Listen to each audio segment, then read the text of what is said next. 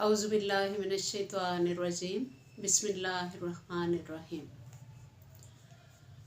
अस्सलाम वालेकुम। मज़ा तो तब है किसी खाक के ज़र्रे को मुनव्वर कर दो। दोबारा दोहराने लगी हूँ। मज़ा तो तब है किसी खाक के ज़र्रे को मुनव्वर कर दो। क्या हाल है जी? ठीक हैं आप? अल्लाह के फजल से आप सब ठीक होंगे, बखैरियत होंगे।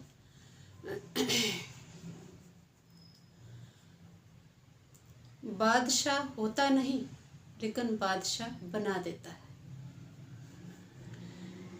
अब पहला मिसरा जो मैंने बोला और जो दूसरा बोला, आप समझ गए होंगे मैं किससे मुखातिब हूँ। मैं टीचर्स साहिबान से मुखातिब हूँ। वो चाहे मेल हो या फीमेल, दोनों से मुखातिब हूँ। टीचर मुआशरे की, टीचर कहना मुझे अच्छा नहीं लगता, मुझे उस्ताद कहना अच्छा लगता है। उस्तादिज़ा किराम मुआशरे की एक बेहतरीन हस्ती तस्वुर किए जाते हैं।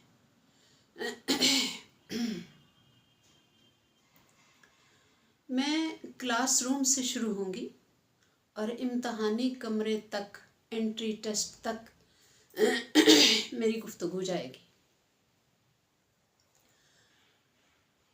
जब एक बच्चे का एडमिशन होता है, उसके फादर आते हैं या उसकी वालदा साहिबा आती हैं, तो वो एक कोरा कागज़ होता है, सफ़ेद कापी का सफ़ेद कागज़। वो आपके पास नर्सरी क्लास में 40 बच्चे आए हैं, 10 आए हैं, 5 आए हैं, वो सब एक कापी के कोरे सफ़ेद चिट्टे और आँख हैं। उनकी सबकी माएँ, सबके वालिद साहब एक जैसे हैं। एक ये बात दिल से निकाल दें कि पढ़ा लिखा जो होता है, नहीं जी मैं ये गलत कह रही हूँ, आप कह रहे होंगे नहीं ये गलत कह रही हैं, पढ़े लिखे का बच्चा और तरह का होता है, अनपढ़ का नो, बच्चा बच्चा होता है। वो पढ़े लिखे का अनपढ़ का जब आपके पास आया, वो मैं कह रही हूँ ना, बस सब एक ही कापी के और आग थे। आपके रवैये ने पहले दिन जो क्लास में बच्चा आया, आपके रवैये ने उसको उस लम्हे जब वो आके क्लास में वो छोटा सा बच्चा बैठा ही है, वो जो पहली बात आपने उससे की, जो सारा दिन उसको जो जो उस्ताद मिले स्कूल में, वहाँ से उस वर्क पे लिखाई शुरू हुई है। उसमें उस बंदे का रोल भी है जिसने उसका एडमिशन किया, वो इदारे का सरबराह था या वो बाज़-औक़ात इदारे के सरबराहान ने किसी की ड्यूटी पे लगाई होती है, एक टीचर की ड्यूटी लगाई होती है कि वही एडमिशन भी वो करेगा। अब वो टीचर है या वो खुद सरबराह साहब खुद कर रहे हैं, उसमें उनका भी रोल है।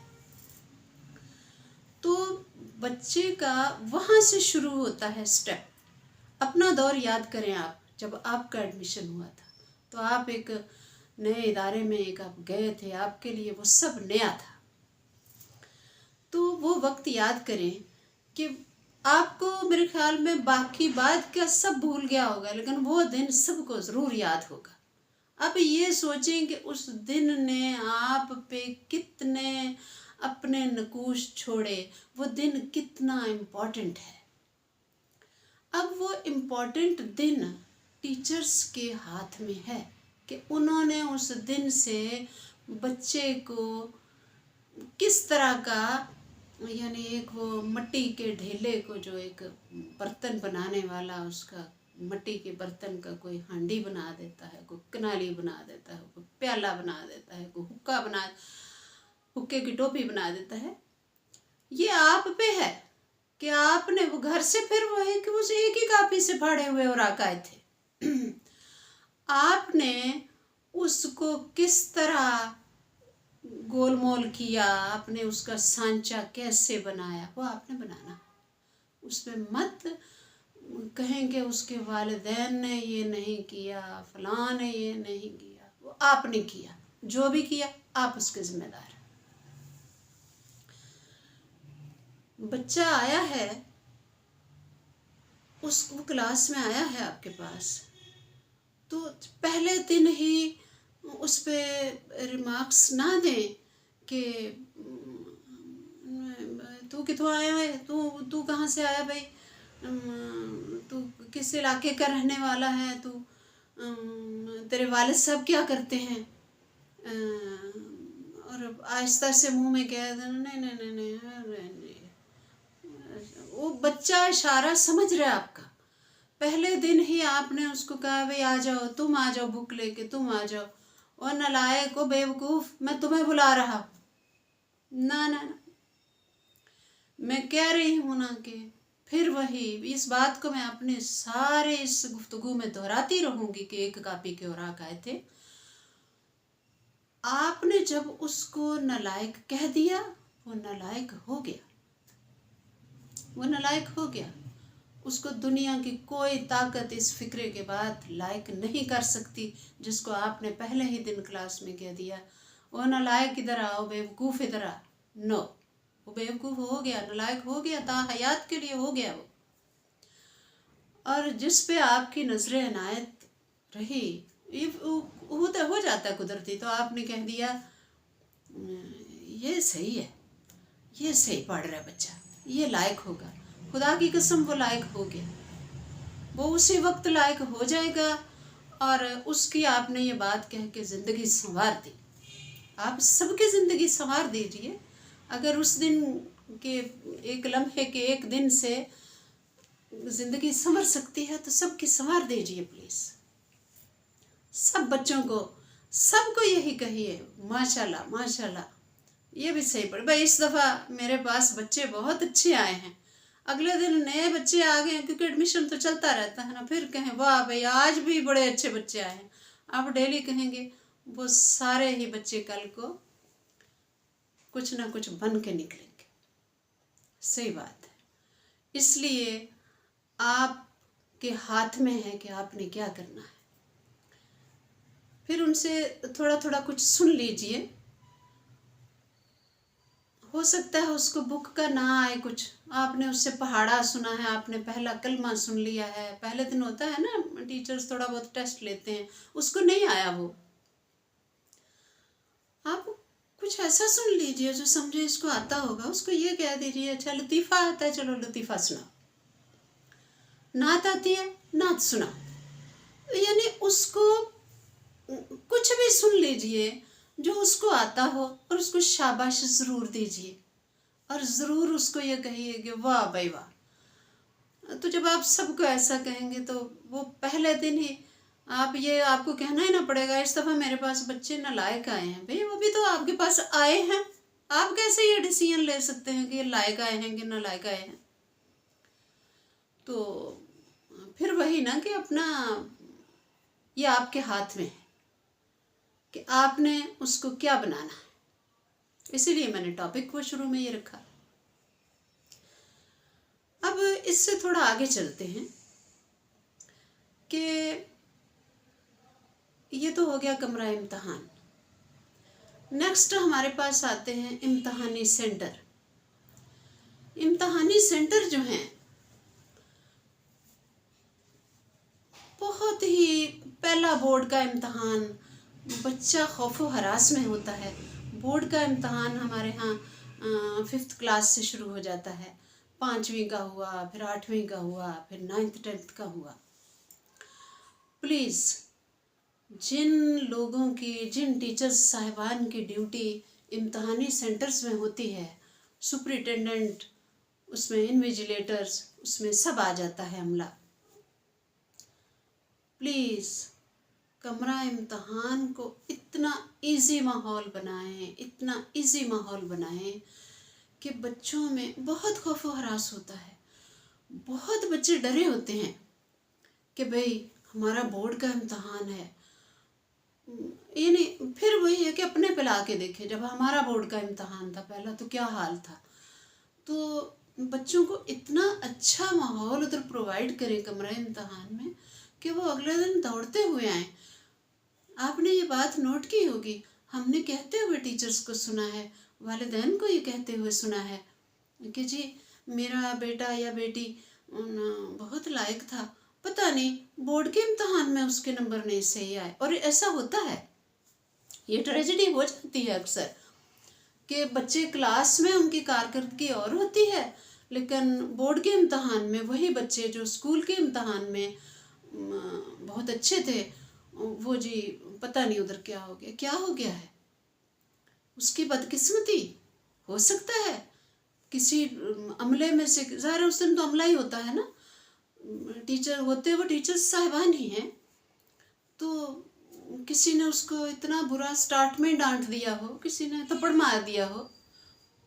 नहीं, अपने जो सुपरिटेंडेंट साहिबान हैं वो अपने अमले की पहले जो है वो उनकी छोटी सी मीटिंग लें, और उसमें पहली मीटिंग जो है, पहली तो वो सुपरिटेंडेंट साहब की होनी चाहिए या साहिबा की होनी चाहिए, जिसमें उस इदारे की हेड भी अपना रोल अदा कर सकती हैं, या जो उधर एक मीटिंग में जब ड्यूटी लगनी होती है उधर भी मीटिंग होती है, सीनियर लोग जो हैं वो खिताब कर रहे होते हैं ड्यूटी वाले अमले से, तो उस वक्त उनको सबको, जिसमें सुपरिटेंडेंट साहिबान भी आते हैं, तो उनको ये कहा जाए कि भाई आप भी और आपका अमला भी प्लीज़ थ्रू आउट इम्तहान ख़त्म होने तक किसी बच्चे के सर में थप्पड़ ना मारे, किसी को बुरे तरीके से डांटे नहीं। वो तो मैंने आपको पहले कहा, वो बच्चे तो डरे होते हैं, वो तो एक उनके लिए तो खौफ व हरास का समा होता है, पेरेंट्स के लिए भी उनके लिए भी। उन्हें नहीं पता होता कहाँ बैठना है। पहले दिन रोल नंबर लगे हुए हैं, एक कोई बच्चा कहीं गलत जगह आगे बैठ गया है, पीछे से तड़ाक उसके सर पे थप्पड़ पड़ा है, तुम कहाँ बैठ गए हो। नहीं, उसने क्या बोर्ड के इम्तहान देने, उसका तो सत्यानाश बेड़ा गर्क हो गया उधर ही। क्या करना है उसने वो नाकाम हो गया, फेल हो गया। वो जो उसके पेरेंट्स ने, वो एफएससी के पेपर भी हो सकते हैं, वो मैट्रिक के भी हो सकते हैं, 5वीं 8वीं के भी हो सकते हैं, उसका सत्यानाश हो गया। उसकी बदकिस्मती, उसके वालिदैन की बदकिस्मती, वो जो थप्पड़ पड़ गया है या उसको बुरे तरीके से डांट दिया या झंझोड़ दिया है। प्लीज़ प्लीज़, मैं बार बार प्लीज़ कह रही हूँ, रिक्वेस्ट कर रही हूँ, नहीं, आपने ये सारा खौफ व हरास ज़्यादातर पहले दिन ही होता है। आपने पहले दिन अपनी ड्यूटी पे बहुत सवेरे जाना है, सेंटर को एक दिन पहले वैसे तो मैनेज करके आते हैं। सिर्फ ये क्यों होता है कि बच्चे डिस्टर्ब ना हो, बच्चे परेशान ना हो। आपने बहुत पहले जाना है और बच्चों को पहले दिन इजी बैठने देना है, बड़े प्यार से, उनको बहुत प्यार से। पहले तो आप एंटर हुए हैं, आप स्माइल पास करें और बच्चों से छोटा सा खिताब करें, उन्हें बताएं कि बेटा जी हमसे डरना नहीं। सबसे पहली बात आप बच्चों को ये कहें जाके एग्जामिनेशन हॉल में कि बेटा हमसे डरना नहीं, ताकि वो रिलैक्स फील करें। फिर उनको प्यार से गाइड करें, टीचर्स की ड्यूटी लगाएं कि बच्चों को पकड़ पकड़ के प्यार से उनकी सीटों पे बिठाएं। उन्हें नहीं पता कहाँ बैठना है, वो एक स्कूल से आए हैं, क्लासरूम से आए। क्लासरूम में और एग्जामिनेशन हॉल में बहुत फ़र्क है। फिर जनाब अगला मरहला फिर जो है वो, अच्छा एक और मरहला बड़ा खौफ व हरास का होता है, वो टोटल सुपरिटेंडेंट के हाथ में होता है। जब वो बैंक से पेपर लेने जाते हैं, या पेपर सेकंड टाइम का या स्टार्ट का भी, तो एक खौफ व हरास होता है, पेपर आ गया जी, मैं बैंक से पेपर ले आऊँ। वो बच्चे सुन रहे होते हैं सब, उसको भी इजी रिलैक्स। अब वो तो पेपर लेने जाने को इतना लाउड आप बोले ही ना, ये आपका काम है, ले आए। मेरा मकसद ये है कि कोई भी ऐसी बात, आपका रवैया ऐसा ना हो कि जिससे बच्चे परेशान हो, या सारे इम्तहान में या उनका फ्यूचर बनने में, उनको किसी कॉलेज में एडमिशन लेने में, किसी यूनिवर्सिटी में उनका एडमिशन होने में आपकी कोई बात उनकी ज़िंदगी ख़राब ना करे। दूसरा, ये जो एक तसव्वुर है कि जी भाई अनपढ़, ये तो अनपढ़ का बच्चा है, ये तो अनपढ़ वालिदैन का है, ये नहीं होता। अगर पढ़े लिखे लोगों के ही बच्चे पढ़ते, ये होता है ना एक बच्चे के साथ रवैया टीचर्स का, ये टीचर का बच्चा है, ये डॉक्टर का बच्चा है, ये फलां इसके जो है वापड़ा में है, ये पुलिस वाले का है, ये यानी उससे वो गैस करते हैं कि, और उसके साथ एक रवैया उनका और तरह का होता है। ये नहीं होता। आपने देखा होगा जितने बोर्ड टॉपर्स बच्चे हैं वो तो सारे रेडियां लगाने वालों के, और यानी बहुत ही, वो इंटरव्यूज आप भी पढ़ते होंगे, सुनते होंगे, वो सारे बच्चे दिन को बाप के साथ कोई सब्जी बेच रहे होते हैं, और मेजॉरिटी बच्चे वही होते हैं। अगर पढ़े लिखों के बच्चे ही पढ़ते तो फिर तो ये बोर्ड टॉपर्स कोई होता ही ना। पढ़े, बल्कि ज़्यादा जो तजुर्बा है वो मेरा नाकस तजुर्बा, और आप भी जानते होंगे कि पढ़े लिखे के बच्चे बल्कि बहुत कम पढ़ते हैं। हाँ जी, क्योंकि उनको यही होता है कि मैं पढ़ा लिखा हूँ, मैं 19वें ग्रेड की सीट पे बैठा हूँ जी, मैं 18वें की, उनके बच्चे अनपढ़। अनपढ़ मीन वो जो एक उन्होंने सोचा होता है वो वहाँ तक नहीं पहुँच सकते। इसलिए कभी भी ये रवैया भी अपनी क्लास में प्लीज़ प्लीज़ प्लीज़ नहीं रखना कि ये जी इस तरह है बच्चा, ये पढ़े लिखे का नहीं, ये सब ऐसे ही है, ये फजूल बातें हैं। अगर वो लायक है तो वो आपने बनाया है, अगर नालायक है तो टीचर्स ने नालायक बनाया। माँ बाप ने तो आपके पास भेज दिया था कोरा कागज़, मैंने कहा था नहीं फिक्रा, मैं बात बात दोहराऊंगी, वो तो कापी से फाड़ के भेज दिया था। आपने उस पर क्या मोहर लगाई है, क्या लिखा है, क्या लकीरें मारी हैं, वो सब आपका है। तो इसीलिए तो टीचर्स की हस्ती मुआशरे में बेहतरीन हस्ती है। ये मैं नहीं कह रही, ये अक्लमंद लोगों ने कहा है।